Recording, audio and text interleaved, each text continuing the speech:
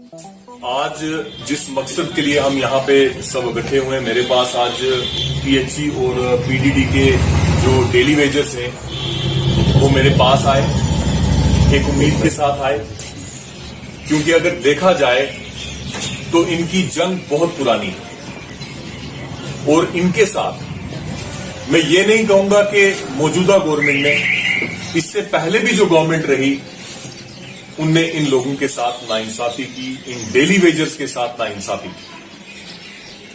लेकिन हम पिछली सरकारों को के बारे में अगर ना बात करें तो बेहतर है, क्योंकि जो बीत गया वो बीत गया। लेकिन 2014 से लेके आज तक जो हमारी नई सरकार है, बीजेपी की सरकार, और अगर हम देखें तो हमारी रियासत में भी जो है वो बीजेपी सरकार जो है वो कोलिशन में रही। अब इन लोगों का एक जो मांग है इनकी कि जो प्रीवियस गवर्नमेंट थी उन्होंने इनको डेली वेजेस लगाया गया, और ये डेली वेजर अगर लगे एक उम्मीद पे लगे कि हमें भी किसी खाते में डाला जाएगा। अब उस टाइम पे वो गवर्नमेंट इनको वोचर के जरिए 500, 1500, 3500 पे देती रही। यही बात है, आपको 2014 से पहले आपको पे मिलती रही, चाहे किसी को 500 मिली, चाहे किसी को 1500 मिली, चाहे किसी को 3500 मिली, लेकिन मिलती रही। लेकिन 2014 के बाद हमारी सरकार का वादा है, ये जो आज जो मौजूदा सरकार है, बीजेपी सरकार है, उसका एक वादा है, वादा था 2014 में कि हमने हिंदुस्तान के हर नौजवान को रोजगार देना है। लेकिन ये ऑलरेडी जो लोग काम कर रहे हैं ग्राउंड में, सबसे पहले गवर्नमेंट को इनको रोजगार देना चाहिए। लेकिन अफसोस के साथ मुझे कहना पड़ रहा है कि जो इनको 500, 1500, 3500 मिल भी रहा था, वो भी गवर्नमेंट ने जो है वो 2014 से लेके आज तक नहीं मिला। यही बात है कि अगर आपने इनका कुछ नहीं करना था तो 2014 में आपने इनको जवाब दे देना था कि आप जाइए, यहां पे अपनी जिंदगी बर्बाद मत कीजिए। इस गवर्नमेंट ने भी इनको जो है वो जवाब नहीं दिया, और जहां तक मैंने इनसे आज पूछा कि इस गवर्नमेंट ने भी आपके साथ कोई वादा किया, तो इनने आगे से ये बताया कि हमारे कुछ जो है वो कागज बने जिसमें 4500 जो पे है हमारी जो है उसके लिए जो है गवर्नमेंट ने वो किया है। मेरे इलाके की सबसे बड़ी अगर कोई प्रॉब्लम है, वो प्रॉब्लम है बिजली और पानी। मैं आज इसलिए जो है इन लोगों के साथ बैठा हूं, और अगर मुझे इनके लिए धरने पे भी बैठना पड़े, इनके साथ भी बैठना पड़े, मैं इनके साथ हूं।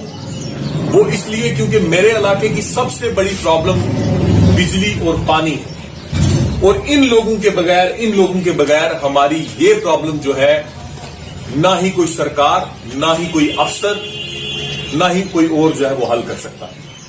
ग्राउंड में इन्हीं ने बिजली देनी है, इन्हीं ने पानी देना है।